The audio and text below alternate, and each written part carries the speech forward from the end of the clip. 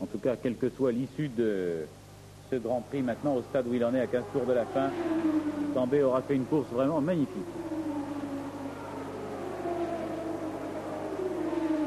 Je crois que ce que je vous disais après la petite pause de tout à l'heure a vraiment tout son poids. Nerveusement, c'est pas évident pour lui.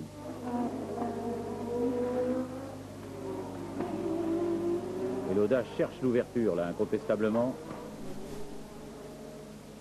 Il sent que Fabi est moins bien. Et puis, comme Lauda, c'est comme tout le monde, c'est parfaitement ponctué. Il sait que s'il était en ce moment à la place de Fabi, ça ferait 6 points.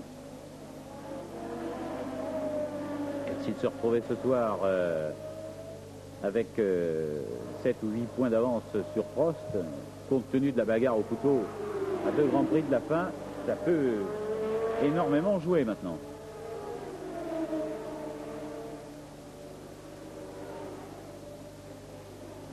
Et Lauda commence une course des nerfs derrière Fabi.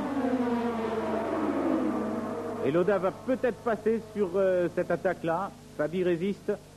Non, là c'est pas possible. C'est pas possible parce qu'il y a la chicane qui est là et le freinage ne l'a pas permis. Là,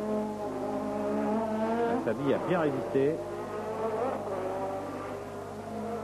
Comme Fabi, lui, il joue crânement sa chance et sa carte, c'est tout à fait normal. L'Italien sait que son leader n'est plus là et il peut jouer son va-tout. Il a certainement eu un petit problème tout à l'heure.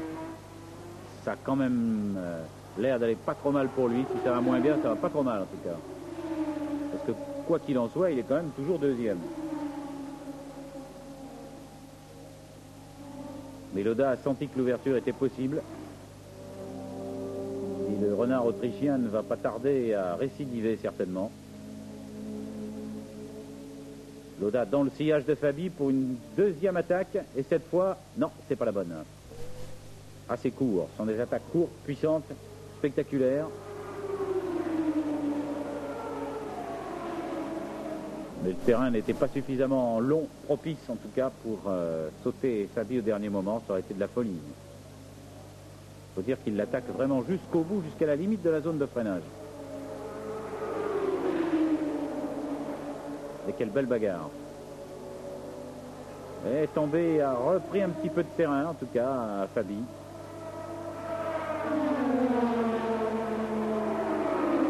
Il nous prouverait une nouvelle fois que ça va moins bien pour l'Italien et c'est pour ça que Lauda doit être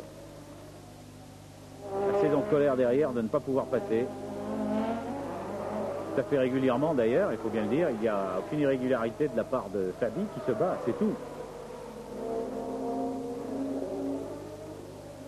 Mais c'est pas évident.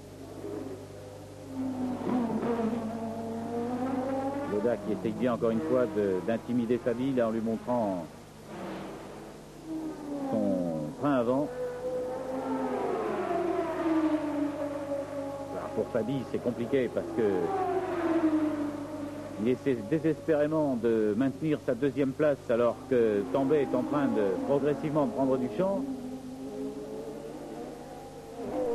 Et si Lauda réussit à sauter Fabi, est-ce que il y a les moyens de revenir sur Tambay? Voilà encore une nouvelle question.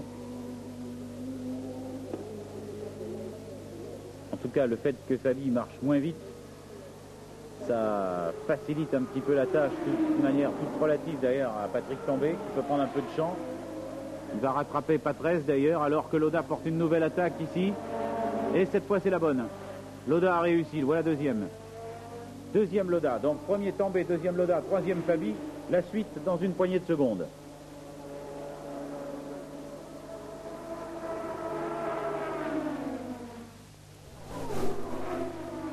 Niki Lauda, que vous voyez ici, occupe maintenant la deuxième place de ce Grand Prix d'Italie après avoir, au bout d'une série d'attaques superbes, pris le meilleur sur l'Italien Teo Fabi. Ici, Michele Alboreto, actuellement quatrième de la course. Et donc, Lauda va essayer de revenir sur le leader, Patrick Tambay.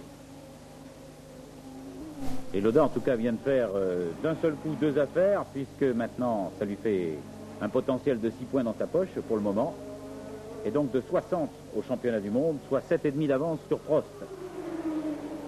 Caméra italienne s'attardant sur Michele Alboreto. Tambay Lauda, 3 secondes. Fabi, Alboreto, Chiver, Johansson. Et l'on revient sur Michele Alboreto, qui fait une bonne course lui aussi. 3 secondes d'écart entre Tambay et Lauda. Il reste 11 tours.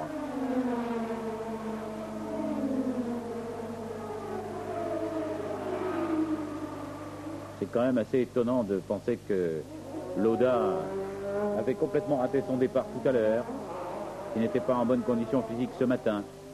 Eh bien, une fois de plus, on a pu suivre sa course à la loupe. Beaucoup de calme, beaucoup de sang-froid, beaucoup de prudence. Aucune attaque désordonnée. Le voilà deuxième, à 10 tours de la fin. À 3 secondes de Patrick Tambay et en contre-attaque. Eh bien, si Tambay réussit à éviter le retour de Lauda, ça sera vraiment très très fort. D'ailleurs, tout ce qu'il a fait jusque-là a été très très fort. Parce que Lauda n'est plus à 3 secondes sur cette image. Lauda est en train de revenir comme un obus, là. Ah, ça va être très dur pour Patrick. On a une fin de course qui est aussi palpitante que l'a été le début, alors que Fabi semble lâcher maintenant.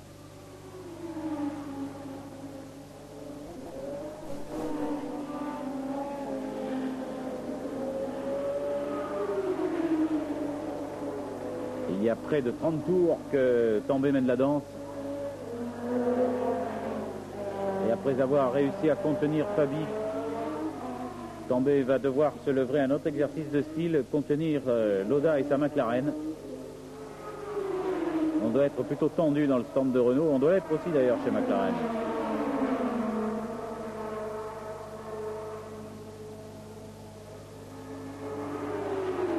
Ah, Lauda maintenant est presque dans les roues de Patrick.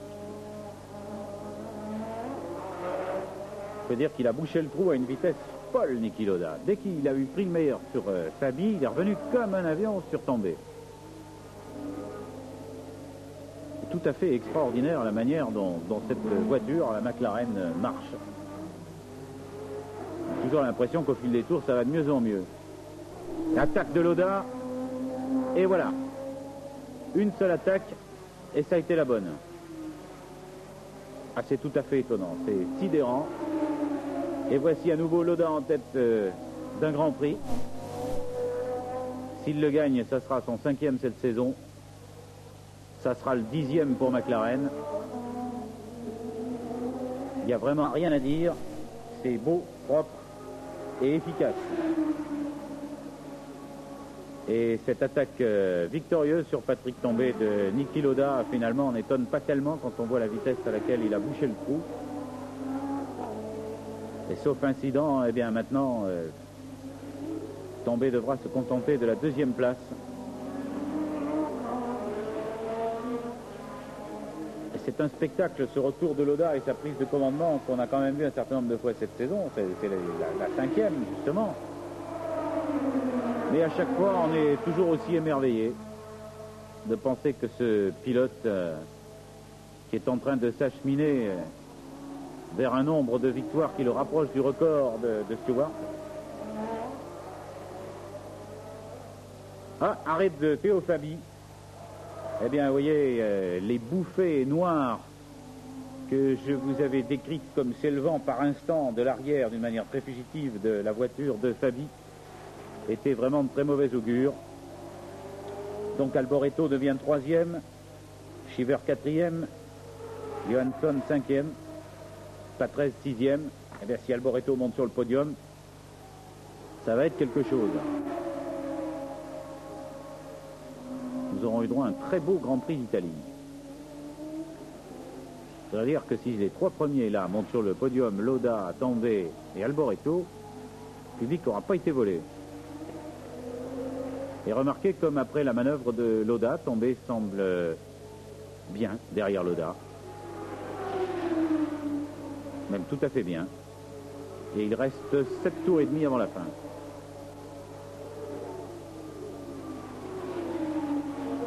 Ici Ricardo Patrese, qui est dans les points. Il est 6e avec l'abandon de Fabi.